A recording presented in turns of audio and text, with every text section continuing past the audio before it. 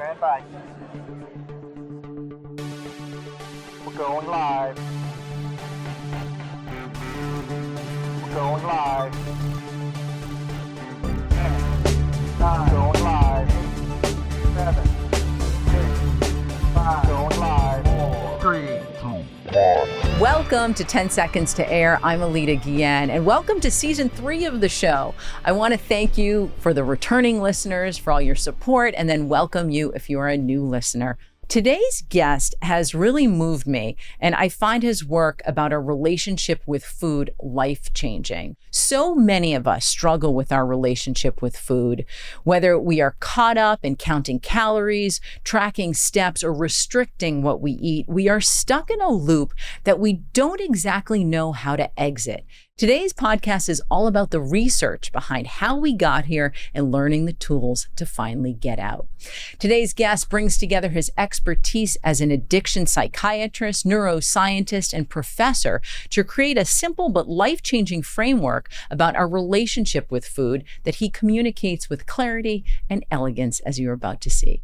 Dr. Judson Brewer is an international best-selling author and professor in the School of Public Health and Medical School at Brown University. You may have seen his TED Talk, A Simple Way to Break a Bad Habit, or read one of his previous books, The Craving Mind or Unwinding Anxiety.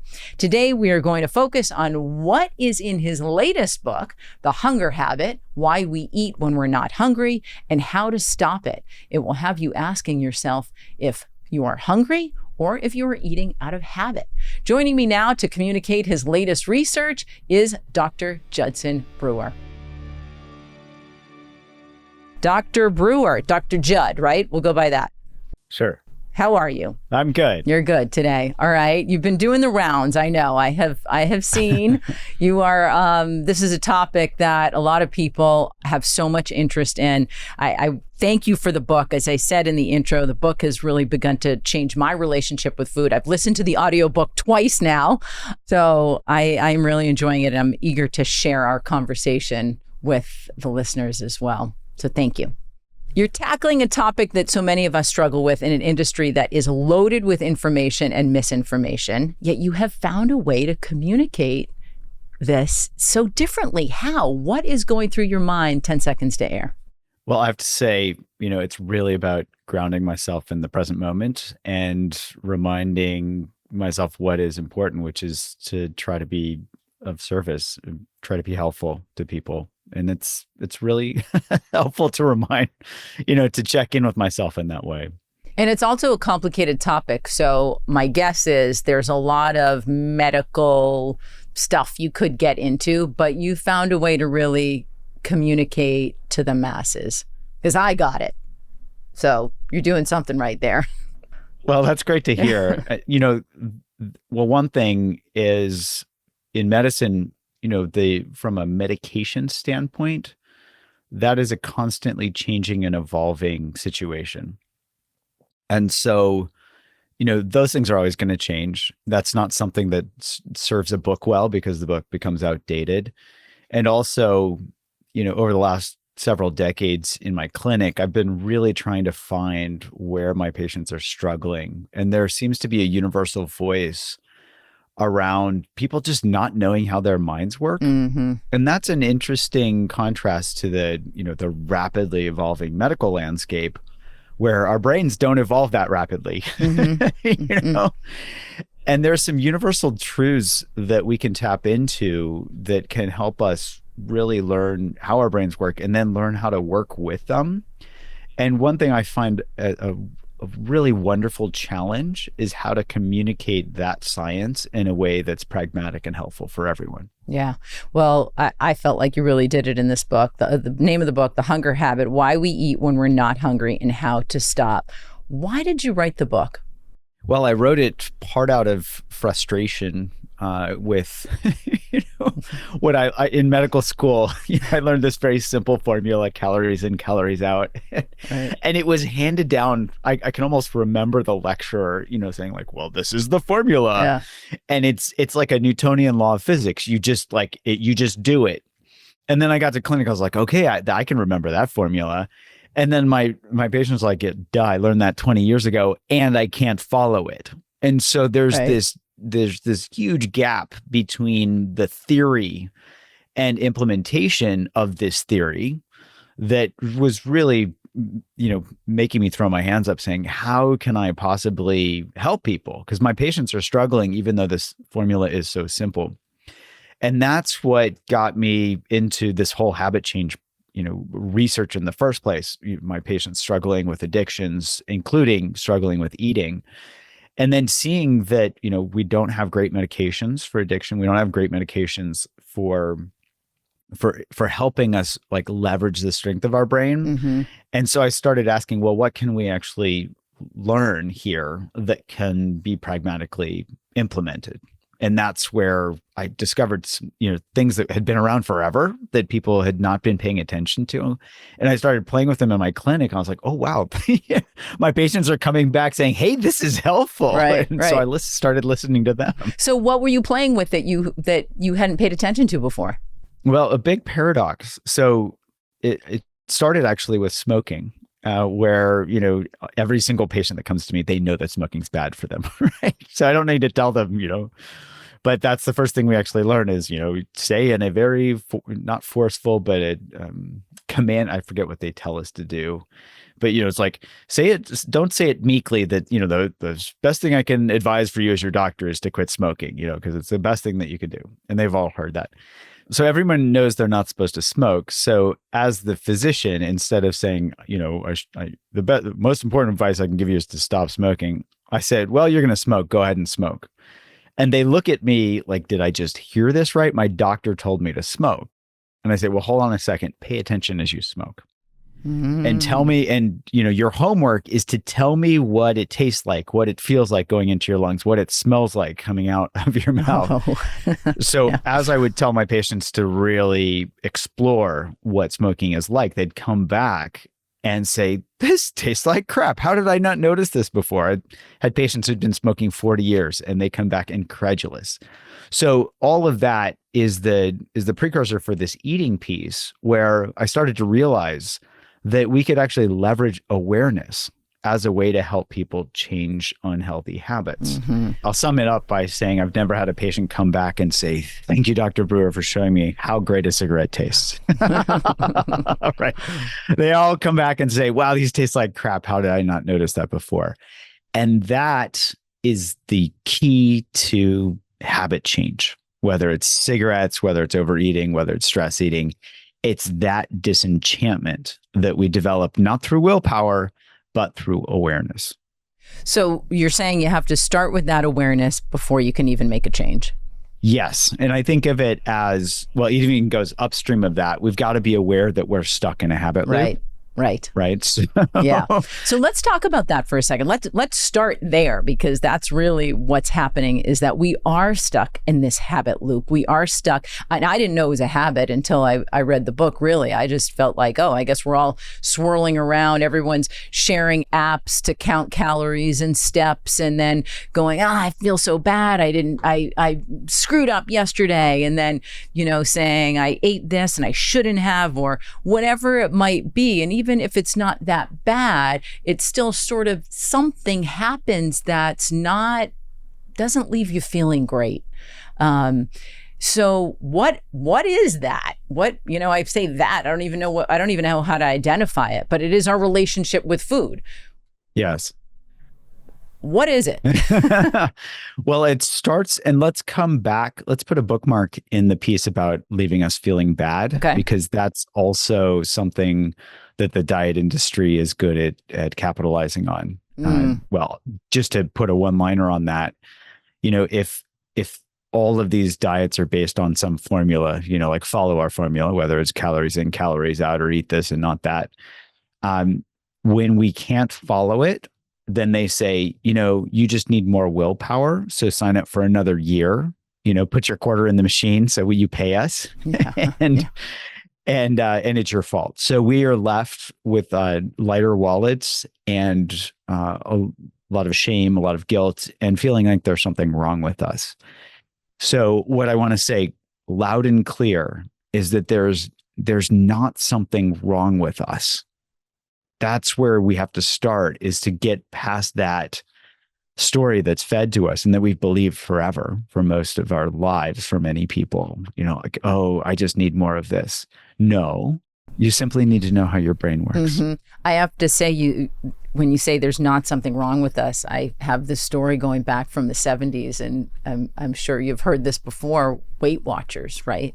So I was a kid of a mom who was always struggling with her weight, and she would go to Weight Watchers. And I remember us going into this little strip mall and all the women lining up to be weighed behind this curtain, and they would either come out, yay, with their hands up, or they would come out with their heads hanging down, that they, didn't do it and they don't know why. And then they would all sit around in the circle and talk about what happened over the week and why they couldn't follow the diet and how they couldn't lose 1 pound or 2 or whatever. And it was a room full of shame, I'm going to say. I mean, I saw that, but also they were never going to get where they needed to go. And that was in the 1970s. I think my mother spent 50 years in that loop, in that loop. So she's not alone. And a lot of women, and I'm really curious, I want to ask you about the difference between men and women. So we'll get to that. But a lot of us stay in this loop. So I'm really glad that you said there's nothing wrong with you. So what is it that's happening? What's going on in our brain? Okay. Ready to geek out? Yeah, This is so I am. I'm so ready for this. I'm so ready for this. All right.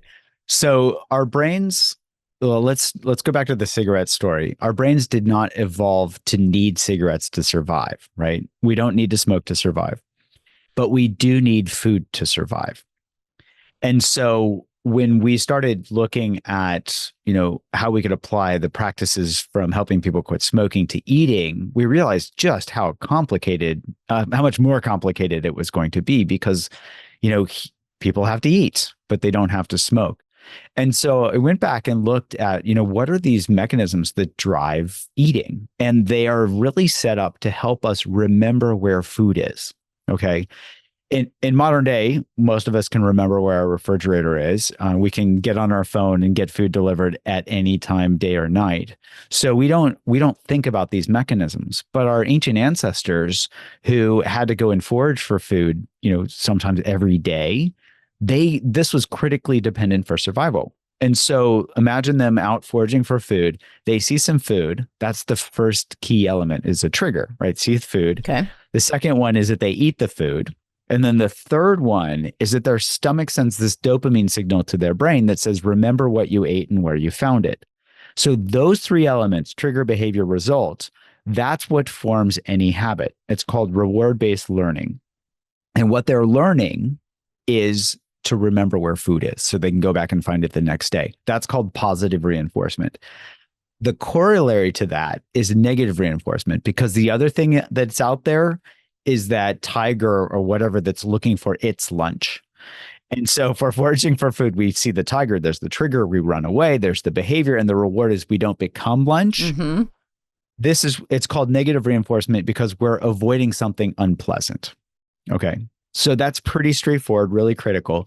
In modern day, our brain is still set up that way. Yet we start to associate eating with activities that are not related to hunger. So 5-year-olds going to a birthday party, right? I don't know how many parents are like, I'm going to have my kid not eat breakfast or lunch so they can fill up on cake and ice cream. Oh. No. Right. So they're like, eat some lunch so you don't eat too much sugar before dinner. But of course, the kids are going to eat cake and ice cream, not because they're hungry, but because it's a party. Right. So they learned it. And then how many times do we have food at celebrations? I think just about all the time. That's the culture. Yeah, that's what we do. And I would say it's not just Western culture. I don't know all cultures across the world, but I would say that's somewhat universal, right? So we're learning to eat in the absence of hunger through this positive reinforcement process. And we don't stop there. We learn, well, food tastes good, or it can distract me from something unpleasant. So when we're bored, when we're sad, when we're angry, when we're lonely, when we're tired, any negative emotion can then get associated with food because we eat to distract ourselves or we eat to feel better. there's the negative reinforcement. So we've got both positive and negative reinforcement that get crossed with these survival mechanisms where we're eating in the absence of hunger. So in fact, hold on, repeat that again. We're crossing the positive and negative. Where did that just cross? Yeah. So this survival mechanism where it says eat when you remember where food is so you can get it when you're hungry, right? That's survival. Yes. That's called homeostatic hunger. Okay. Because we're out of balance, you need to get back into balance. This eating in the absence of hunger, when it's a celebration or to soothe our mood, that's called hedonic hunger. And it's a misnomer because the hedonic means, emotion, basically, or feeling, but we're not hungry. We're eating in the absence of hunger. That term was developed so that researchers could study the phenomenon because it is so common. So that's the wire crossing, is we're eating in the absence of hunger through these same positive and negative reinforcement mechanisms. And what is negative about that? Well, yeah, I know that negative, it can be confusing because people think, oh, that's negative means bad, but negative just means you're avoiding something bad. Oh, so for example, yeah. So if somebody eats when they're lonely, right? That loneliness doesn't feel good and they eat to distract themselves. Or one of my patients used to describe it this way. She said she would eat to numb herself from her negative emotions. So it's negative reinforcement because it's reinforcing the behavior because we're avoiding unpleasant emotional states generally. So instead of saying, oh, I'm not feeling good about something, and I think you mentioned this, seeing a therapist, I think you say this in the book, that's what I should be doing. Instead, you go and grab a piece of chocolate cake, or you eat the pint of ice cream. Yes. Yeah. That's why food is, a lot of foods are called comfort foods because they comfort us. Okay. So I get that. We get into that. And then what happens? Because that seems like it's working, right? I don't feel good. Now I do feel good. Uh-oh, my stomach doesn't feel good. What happens from there? So not only does that, my stomach doesn't feel good come up, but we're not actually meeting the need that drove that habit in the first place. So if we're lonely, food can soothe us temporarily, but it's not actually going to help us work with that emotion. If we're sad, it's not going to help us process that emotion. If we're frustrated, it's not going to help us work with that. And so what we're doing, instead of meeting our needs, we're feeding our wants. I want some food. And then that gets reinforced even more. So we're eating more in the absence of hunger. And this is where, this can lead to, people gaining a lot of weight or getting diabetes or having all of these physical health related things happen on top of the emotional health related things. Because I don't know about you, but when I eat a bunch of processed carbs or sugar, I get a sugar rush and I crash. Like, it totally screws up my mood. Yeah. So why do we keep doing that then? It's a habit. Okay. But don't we have a brain that says that's not what we should be doing? Or my brain says, I know better. For example, I can't wait to ask you about this. I was thinking about this today, is I go to the movie theater and I smell that popcorn and I get it time and time again. I mean, I'm not that young and I've been doing this for 30 years where I keep getting the same buttery popcorn that gives me a stomach ache at the movie theater. Why do I keep doing that? Yeah, there are a number of, and we can explore this specific, if you want to use that as an example, that could be a good one. But generally speaking, we think that our thinking brain is strong, but it's actually the youngest and the weakest part of the brain from an evolutionary perspective. It's the first that goes offline when we're, for example, I learned this acronym in residency: hungry, angry, lonely, tired, right? That's when people are vulnerable to relapse for addiction. Well, hungry, angry, lonely, tired, that's often when we're going to go to our comfort food, especially when we're hungry, going to reach for something that is easy to digest quickly and, get that sugar rush or whatever. So we do this and we do it over and over and over because we think, oh, well, I shouldn't do this next time. And we think that we can think our way out of the problem. The problem is that the thinking brain is not nearly as strong as the feeling body. So we're not actually going to the source of change. Okay, say that again. The thinking brain is not as strong as the feeling body. Yes. Feeling body much stronger than the thinking brain, right? We preference our thinking brain because we're rational beings, and and that is something that is we think is unique to humans. And it's such a fun thing to do, is to think. And then we can blame ourselves and we can judge ourselves and we can get stuck in all sorts of thinking stories that don't actually change our habits. Okay. So that is addiction? Is that addiction? Or do you call that a habit? Well, the definition I learned of addiction that I still use is continued use despite adverse consequences. So, and eating addiction is controversial in the field, but pragmatically speaking, I see plenty of people who eat, they're continuing to eat and they're having adverse consequences, both mentally and physically. So I would say, yes, that, for some people that can certainly fall into the realm of the addictive process. For a lot of people, if it's just boredom or, some other habitual eating, it might not officially fall into the addictive category. But either way, if it's an unhealthy habit, it may be worth exploring. What's the difference between an addiction and a habit? Habit's just something that we do automatically. If you look at the definition of a habit, they're actually set up so that we don't have to think. The habit is set up so that we don't have to think. Yeah. Okay. The addiction, you're thinking about it if you have an addiction? Well, we can be fully aware, we can be thinking, but feel fully out of control. Okay. Right. That's where that continued use despite adverse consequences happens. Okay. And how much does stress or anxiety affect those habits? It affects them a lot.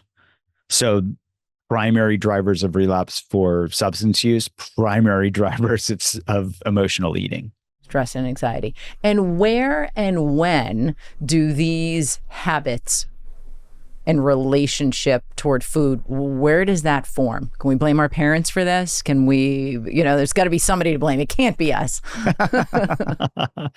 Well, we can certainly, I'm sure there are, everybody's pretty individual. So a lot of people probably can blame their parents. A lot of people blame themselves. The blaming, and so if we think about this, and I'll just say this so that any parents that are listening can check to see if they are unwittingly participating in this. Please. So anytime and tell me if this is true for you, but this was like the meme for any kid growing up, is like, eat your dinner and you can have dessert. Oh yeah. I come from a very ethnic family. There was like clean plate club. There was no such thing as full. You just ate. So that took me a long time to figure out, wait a second, I'm not even hungry. Yeah. So we're getting rewarded for eating dinner, right? And that can even translate to the grocery store. If a kid's gonna, it needs a nap and they're gonna break down in the grocery store, mom says, "Hey, if you don't cry, I'll give you a lollipop when we get out of the grocery store," right? And so the kid is trained to learn, oh, if I start screaming, I can get a lollipop, type of thing. So again, nobody's fault. I don't know any parent that is willingly saying, "I'm going to train my kid to to manipulate me for candy." But that's how it can get set up, And so there are lots of different ways that these habits get set up for people. The reason I want to say it's, that's not as important as like when and where it gets set up isn't as important as changing it, because in some of the research that my lab's done, we found that it only takes 10 or 15 times of somebody really paying attention as they, like, for example, overeat, for that reward value to completely shift and change and go below zero so they can change their habit. Okay. So it doesn't matter how long it's been there. It doesn't matter how it got set up. Oh, good to know. Okay. Yeah. Yeah. So we don't have to, where it's like, oh, I've done this for 20 years. I need 20 years of psychotherapy on the couch. As a card-carrying psychotherapist, I'm saying that's not how we change habits. Okay. It can be helpful. I'm not saying we ignore our past or we don't honor our previous selves. That can be very helpful for healing. Okay. But for, pragmatically for changing a habit, if you look at the neuroscience equations for habit change, they have nothing to do with our parents. They have nothing to do. Well, maybe our genes play a little role, right? And our parents gave us our genes. But besides that, if we're going to change a habit, it really depends on one thing, which is awareness. Awareness. Right? Okay. We bring that awareness in. What are your thoughts on the whole industry now with Ozempic and other? Are they bypassing what work that needs to be done? I know that some people really need it, so I don't want to overlook that. But there's also a lot of people we've heard that are using the drugs that don't necessarily need it. Are they bypassing this, doing the work? So I think there's this pull to the magic bullet. It's like, oh, that maybe this will be the magic bullet. Maybe this will be it. What I'll say is that it's an ongoing experiment. These GLP-1 agonists they're very new. Mm-hmm. They seem to be a little more targeted than some other, medications before them. If folks can remember, basically amphetamines. Yeah. Of course, people are going to lose weight on amphetamines. And then, they're going to have heart problems and all these other problems as well. Fen was one of the more recent. Yeah, right. I remember that. Yeah. Debacles. Yeah. Or debacles. So it's an ongoing experiment. What I can say is some people can benefit from some medications, but everyone can benefit from learning how the brain works and how to work with it. So let's start getting there then. Let's get to the awareness. The first thing about awareness, I love that you identify in the book, and I'd love for you to do it now for listeners, is the different types of hunger. Yes. So probably one of the most helpful differentiations to start with is to check to see if it's homeostatic hunger, meaning true physiologic hunger, or hedonic hunger, which is eating in the absence of hunger, but driven by an emotion or habit. Like it could be boredom, it could be any emotion, positive or negative emotion that could drive it. But that's eating in the absence of hunger. So really being able to differentiate, am I truly hungry from a physiologic standpoint, or am I just reaching for food because I have an urge? And in fact, when I first started doing this work in my clinic, I didn't realize how people can completely lose the ability to tell the difference between the two. Yeah, that just made me wonder how do you define hunger? Yeah. What does it mean to be hungry? Do we even know that anymore? Yeah, it's for a lot of people, and this is literally the words that would come out of my patients' mouths over and over, is like, I have an urge and I eat. Mm-hmm. And that's as far as they could go in terms of describing quote unquote hunger versus a habit. Okay. As in they had no idea. I think that's true of many people. Mm-hmm. I think that's true of many people. Okay, so what is hunger and how do we identify it? Yeah, well, one of the best differentiators, because there can be a lot of overlap between, emotion and physiologic hunger, one of the best differentiators is our stomach. So I don't know of any overlap between rumbling in our stomach, that feeling of my stomach is empty and rumbling, and and boredom. And, mm-hmm. We don't learn, our stomach doesn't rumble when we're bored. Our stomach doesn't rumble when we're sad. Our stomach doesn't rumble when we're angry. So that's one relatively safe. We often talk about pathognomonic, like in medicine. It's like what is very specific to hunger, and that stomach rumbling is one of the few things that is. Okay. So identifying that stomach is rumbling and maybe we haven't eaten in a while. So what's the process now? We identify that that's hunger versus habit. I'm just reaching because it's a habit. I do that when I walk into the house. I don't know how. I always end up in the kitchen, like grabbing for something. Now I'm thinking, wait a second. Now I've read the book and I'm going, wait a second. Should I just make a tea? What am I doing? But it is habit. Yeah. It's incredible how much is habit. Yeah. Yeah. So one way to help us do, I like to think of this as we get to do a little scientific experiment for ourselves. So we can start by asking, am I actually hungry? Check in with our body. A lot of people, it takes a while to kind of re-engage and reconnect with their bodies if they've lived, their entire lives, or, a lot of time where they've kind of been divorced from their body. A lot of people are just not happy or comfortable with their body, how it functions, how it feels, how it looks. And so we've got to get reacquainted. We've got to come home to ourselves, so to speak. And, as a way of doing that, we can just start asking the question, am I really hungry? And if we don't know the answer, we can check to see what type of food we're reaching for, right? If it's a habit to reach for something that has a shelf life of 1,000 years, then that can be a sign, or that could also just be that that's what we have our pantry stocked with. So wait, you're saying that if you go to reach for something that crinkles in a bag, I'm just going to say that, or has a shelf life of 1,000 years, maybe you're not hungry? Right, because we're reaching for comfort food, right? So we reach for the things that comfort us. Whereas if one test we can do for ourselves to see if we're actually hungry is take something that's healthy and, take a little bite of it and pay attention. And if our stomach says, dude, what took you so long? Keep it coming. Then that can often kind of awaken our ability to see, oh, that was actual physiologic hunger. And then we can eat as appropriate.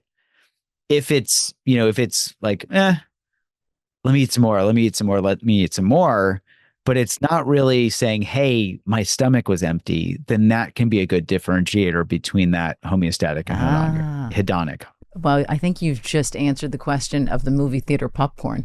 Yes. Well, you tell me, what was that light bulb moment? I just thought about it. I don't think it ever goes in and goes, oh, thank you. My stomach says, thank you. That was exactly what I needed. But should we only be eating when we are hungry? Like, is there nothing to be said for, I don't know, enjoying that popcorn or that whatever that you just really enjoy because it is emotional?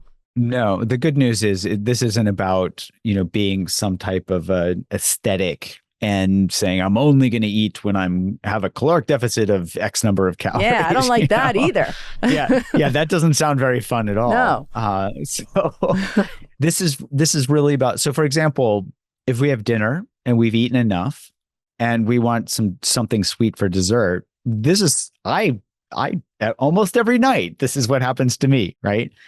And so I ask myself, what would I like for dessert? And I've gotten into, I love dark chocolate, and so it's like a piece or two of good, like, at least 70, I won't slum it past 70%, it's like at least 70%, but like add in some cayenne, I had this amazing habanero mango truffle a little while ago, and it was like the perfect, sounds heat good and sweet. Yeah. And I was like, oh my God, this is amazing. So I can eat one of those for dessert and just truly enjoy it. Right.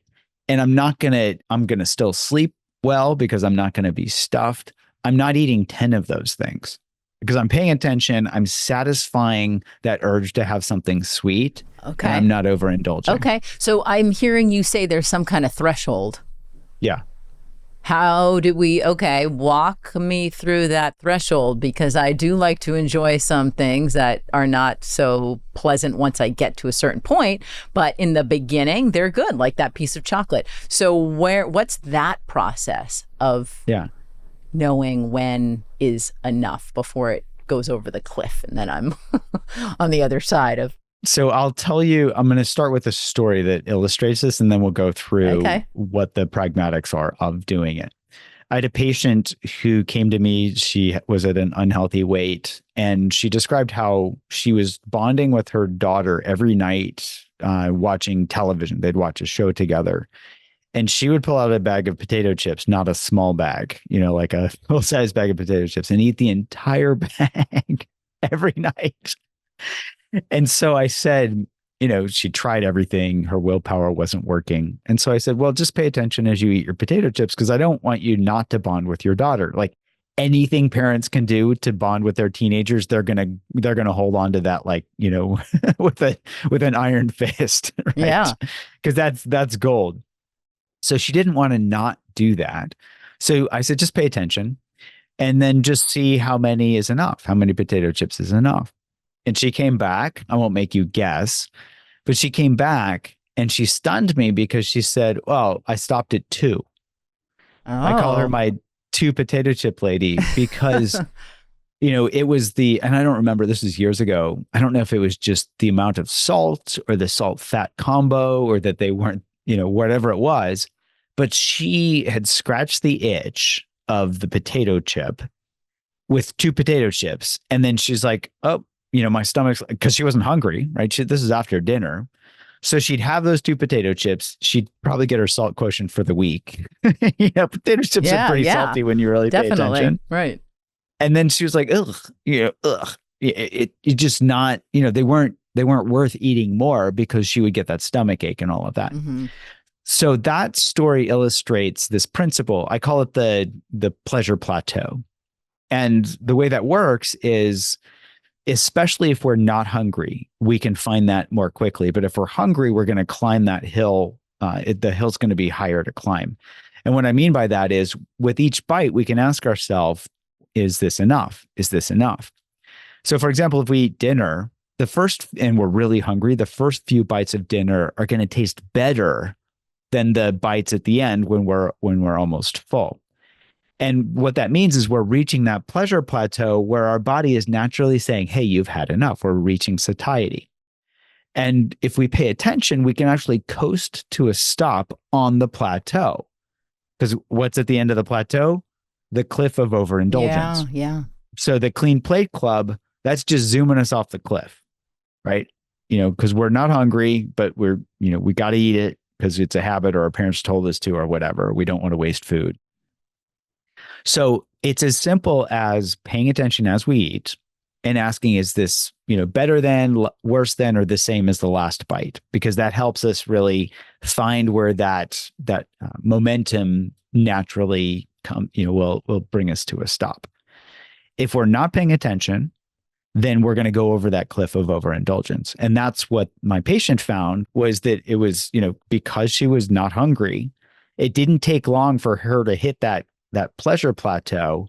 And with 2 potato chips, she could naturally coast to a stop without forcing herself, without telling herself she should stop eating, because it just felt better. Yeah. Do you get to a point where you don't have to think about every bite? Is that possible? Yeah, absolutely. Okay. Yes, absolutely. So we use that to train our brains and our bodies to work together to be, in the habit of paying attention to what fullness feels like. So that not only helps us when we're eating each meal, we can be, checking in with ourselves every now and then. Have I had enough? But also with the portion sizes that we start with, that we serve ourselves, because we can learn with each meal, like, I'm generally full with this amount as compared to this amount. And so we don't necessarily, pile a bunch of food on that we're not actually hungry for. And then there's this, do I put it back? Do I have leftovers? Whatever, versus, I didn't actually need that. Okay. So there is a point at which we won't have to ask ourselves with every bite, what's going on here? Okay. That's what we're trying to get. Yeah.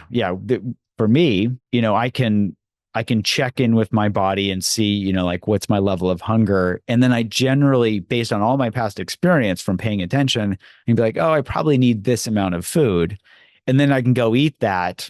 And I don't have to necessarily pay attention to every bite because, it's like, okay. And then I can check in afterwards. Like, did I get enough? Did I eat too much? And I can adjust from there. It's a constant learning process too. Right. How long do you think it takes to really change your relationship with food? It depends. So it depends on how much 2 things. One is how painful the consequences are. What does that mean? If we're just eating, like, let's say that we snack when we're not hungry, but we're not having any emotional or physical negative consequences, there's not going to be enough of a hitting quote unquote rock bottom, so to speak, for us to want to change. Because habits are set up, again, for us to do them automatically so that we can pay attention to other things. And so there has to be something in the system that says, hey, this is way out of balance. It's time to change. So if we're having emotional issues related to eating, if we're having physical issues or both, those make it bring up the motivation for us to change. And so, for example, I had a patient who was 400 pounds when he came to see me, and he actually came to see me for anxiety. His name is Rob. I read about him in the book. And he had been eating fast food as his addiction to numb himself from his anxiety since he was like in 5th grade or something, since he was, pretty young. And when we started having him pay attention to his anxiety habit loops, he started realizing, oh, I'm eating fast food as a way to numb myself, and it is actually causing health anxiety for me. So there was a big motivator that was a big motivation for him to pay attention to the eating, because it was related to his anxiety, and also it was causing physical problems for him. He had hypertension, a fatty liver, obstructive sleep apnea, all these things. So that's one factor that can motivate change. But the other factor related to that is that we can really see how do I put it? When we see in the moment, the momentary, like, it just doesn't feel good to overeat, right? That will motivate change quickly as well. And so whether it's eating junk food or eating beyond satiety, the more we can pay attention in those moments, the more those help to motivate change as well, because we start to see, oh, this isn't actually that great. And then we can optimize for the moment. Okay. So let's give a takeaway now. We've gone through a lot of things. Let's start with, I'm guessing, awareness, but I'm going to ask you, where should we start? Yeah. We listen to the podcast. This is going to end, and I'm going to go and I'm going to think about it. I'm going to probably listen to the audiobook again. But where do we start today? Yeah. So I break this down into 3 steps in the book. And the first step is just recognizing these habit loops, right? And with the simple question, like, why am I reaching for food? Am I hungry, or is this a habit? And as we mentioned, it might not always be that easy to differentiate the two, but we can start by asking that question. Even if we don't know the answer, we can move on to the second step, which is to pay attention and ask the question, what am I getting from this? And this isn't a thinking intellectual question. This is a feeling embodied question. So we ask our body, what am I getting from eating this type or this amount of food? So for me, it was gummy worms. I used to, be addicted to eating gummy worms, and I could pay attention and ask, what am I getting from this? They didn't actually taste very good to me, right? It was kind of like too sickly sweet, and it was like that, like fishing lures. They kind of look like fishing lures. So they would hook me, and then I would have to eat the whole bag, and I would feel terrible, and it just, guilty and all that. It didn't sleep well. And so I started asking, what am I getting from this? I wasn't getting anything except, a stomach ache. And so I became disenchanted with eating gummy worms, but which then gave me the drive to move to the third step, which is I call this finding the bigger, better offer. So when I become disenchanted with gummy worms, then I ask, well, what else can I eat? And so for me, it's like, if I want something fruity, blueberries, gold standard for me. I love blueberries. Or for dessert, like I talked about earlier, having something that tastes really good, but not overindulging. And typically, the more sugary or processed something is, the more likely it is to drive a craving for more. Mm-hmm. And the less processed it is. So for example, chocolate, many people probably already know this, but chocolate that's above 70% is actually considered health food, because you can't get enough sugar in there for it to be considered unhealthy. I didn't know that. Yeah. Okay. Yeah.